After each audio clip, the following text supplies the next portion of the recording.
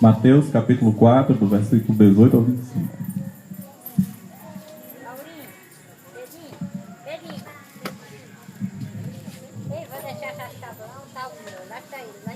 Amém, vamos ler.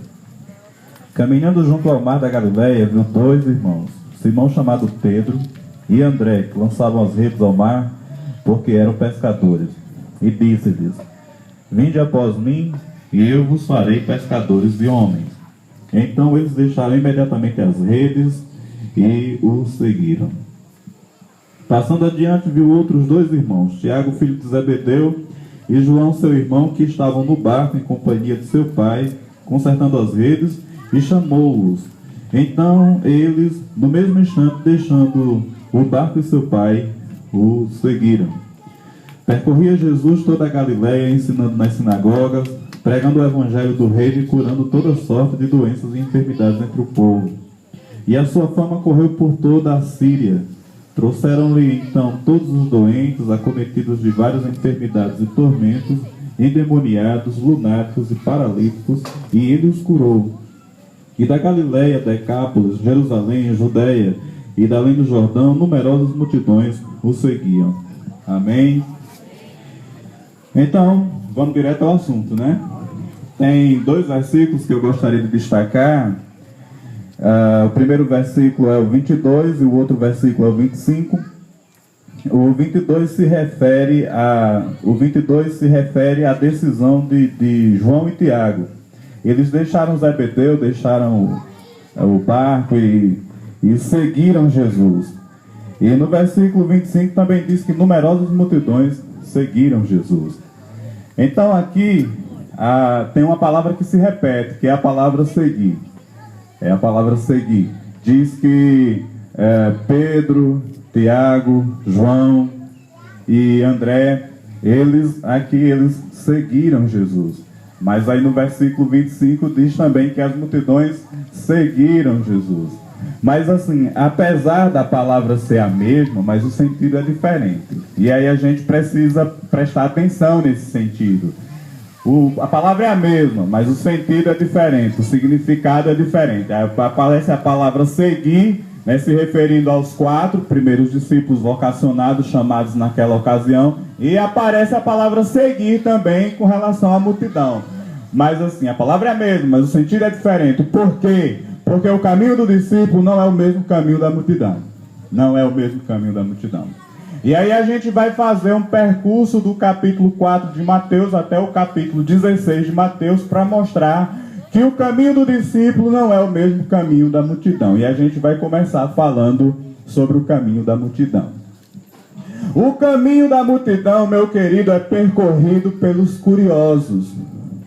É percorrido por aqueles que têm interesses de satisfazer suas curiosidades em relação à pessoa de Cristo. E aí, para esse povo, a pergunta principal é a seguinte: quem é este?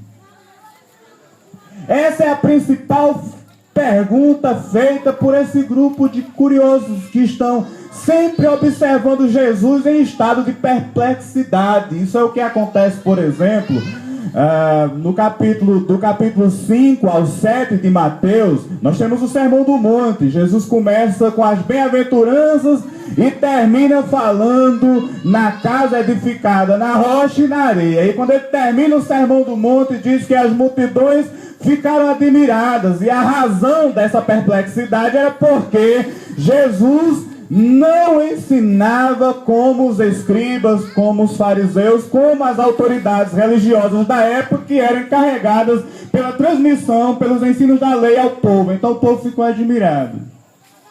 Olha, esse homem ensina diferente. Então assim, Mateus registra essa primeira manifestação de perplexidade, essa admiração. Jesus passa o Sermão do Monte, cheio de ensinamentos interessantes, e o povo fica admirado com a autoridade do discurso de Jesus. E sempre de olho, sempre a gente percebe nas entrelinhas que o pessoal está de olho em Jesus. Os camaradas ensinam diferente, não é como os fariseus, não é como os escribas. Tem uma diferença nele. A multidão manifesta essa admiração por conta dos ensinamentos de Jesus. Capítulo 5, 6 e 7 de Mateus. Aí vem o capítulo 8 e 9 de Mateus.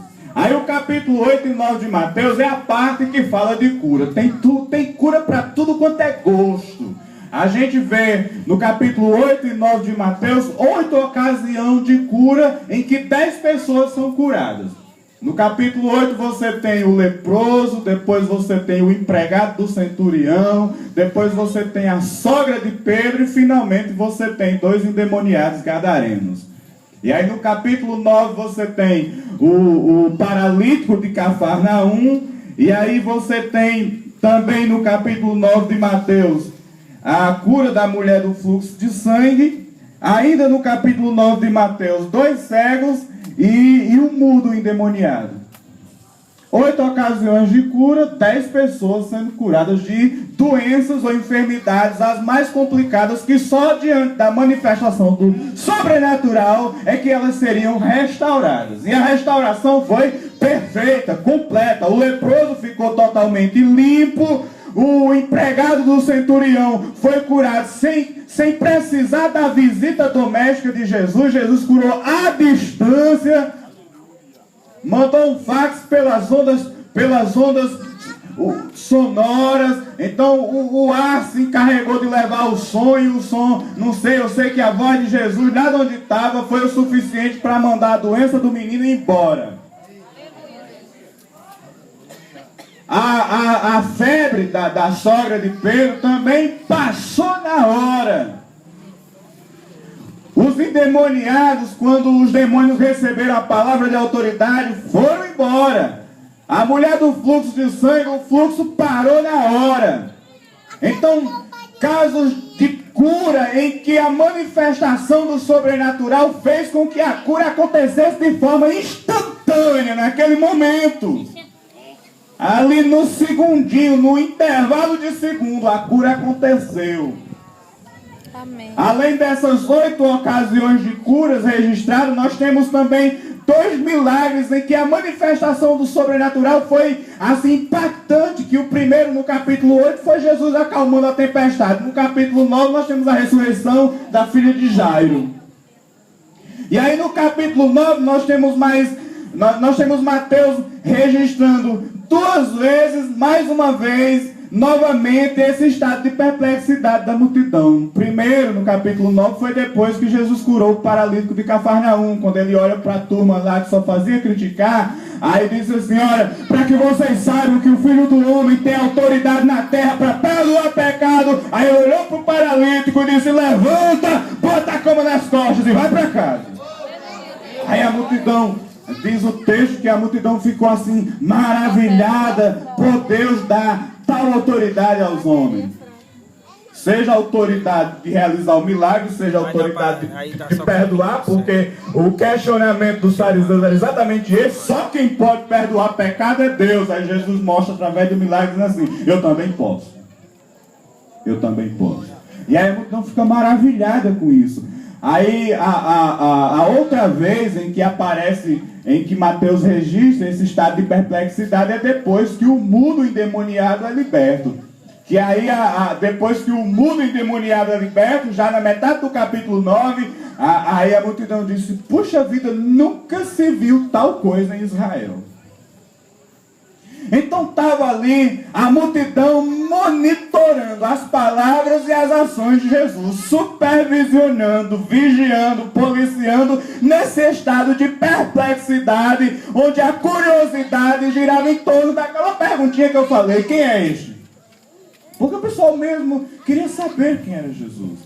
E aí começa a ir atrás de pistas, de detalhes, ou de algo que pudesse satisfazer responder a essa indagação. Mas o que é interessante é que depois do Sermão do Monte, depois de 8 e 9 de Mateus, aí chega 16, a gente dá um pulo do 9 para o 16, aí chega no 16, quando Jesus percorrendo as regiões de Cesareia de Filipe, já no auge de sua popularidade, aí ele tem um particular com os discípulos, e aí ele faz uma pesquisa de Ibope. E aí ele diz assim: o que é que o povo diz a meu respeito? Porque ali Àquela altura, Jesus já tinha ensinado o Sermão do Monte, aí já tinha vindo o capítulo 8 e 9 de Mateus, aí no capítulo 13 já tinha vindo aí as parábolas, várias parábolas a respeito do reino, e outros milagres vieram. E então Jesus, pronto, tá bom, eu já fiz várias demonstrações, agora vamos ver a conclusão do povo. Aí então, o que é que o povo diz a meu respeito? Aí os discípulos disseram, olha, mestre, uns dizem que é Vox Populi, ou seja, a voz do povo. Uns dizem João Batista. Uns estão certinho que o Senhor é João Batista. E tem outros que estão dizendo o seguinte, não, ele é Elias. Ele é Elias. E mas ainda tem um terceiro grupo que está assim, é um dos profetas, eu não sei, mas é um deles. Não sei dizer qual, mas eu tenho certeza que é um dos profetas. Então, diante das demonstrações, diante das evidências, o povo olhando, vendo, tocando, assistindo, de perto, presenciando, vem para lá, vai para cá, de cidade em cidade, nos caminhos, nas estradas, quando chega a hora de dizer, de revelar as impressões, as conclusões, e aí, o que é que vocês acham? Aí o povo, olha, o povo desanda. Aí o povo desanda. Do capítulo 4 para o 16 acontece um monte de coisa que dava para o pessoal realmente chegar a uma conclusão mais sensata, e aí o povo se perde. Pois bem, a trajetória dos discípulos acontece dentro desse mesmo intervalo, do capítulo 4 para o 16, e aí Jesus se volta para os 12, e agora eu quero saber vocês, porque vocês viram tudo isso, vocês também percorreram essa trajetória, o que vocês dizem? Aí Pedrão se levanta e diz, olha, tu és o Cristo, Filho do Deus vivo. Tu és o Cristo, Filho do Deus vivo. E aí a gente percebe, o caminho do discípulo não é o mesmo da multidão. A multidão percorre um caminho que dá para um sentido, para uma direção, mas a direção que tem o caminho do discípulo é outra, e a gente vê aqui no capítulo 16, a direção é outra. Todos eles assistindo Jesus, observando Jesus, acompanhando as peregrinações de Jesus, quando chega o momento da conclusão, duas conclusões totalmente diferentes. E então a gente fica se perguntando por quê. E aí, por que a multidão, por que a pesquisa de Ibope deu esses dois resultados tão diferentes, já que todo mundo fazia parte do mesmo aglomerado? Todo mundo estava presente nos mesmos ajuntamentos, vendo as mesmas manifestações sobrenaturais.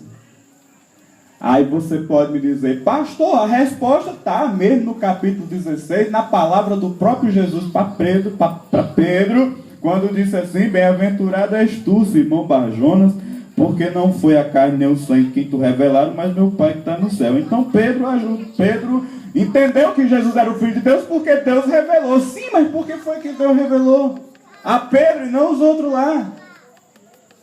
Aí para a gente perceber ou entender essa questão, a gente precisa ir para o capítulo 13 de Mateus. Porque no capítulo 13 de Mateus, Jesus começa aquele capítulo mostrando a parábola do semeador. E aí na parábola do semeador ele fala de 4 tipos de terreno. O terreno da beira do caminho, o terreno cheio de pedra, o terreno cheio de espinho e a boa terra. Os 3 primeiros ouviram, alguns até receberam e tudo mais, mas não deu em nada. Só o 4º terreno serviu para representar aquelas pessoas que realmente receberam, tiveram uma receptividade que correspondesse às expectativas de Deus. Aí depois Jesus vai explicar a parábola para os discípulos. E aí na explicação da parábola aí Jesus dá a resposta. E aí na resposta que Jesus dá para os discípulos, ele fala assim, vocês são felizes porque vocês têm olhos para ver e ouvidos para ouvir. Está aí. Eu sei que no 16, Jesus disse, foi meu Pai que revelou para vocês. Mas no 13, ele já dá o entendimento para dizer o seguinte, Deus revela para quem tem olho para ver, para quem tem ouvido para ouvir, para quem tem coração aberto para receber. E esse é o caminho do discípulo, minha gente.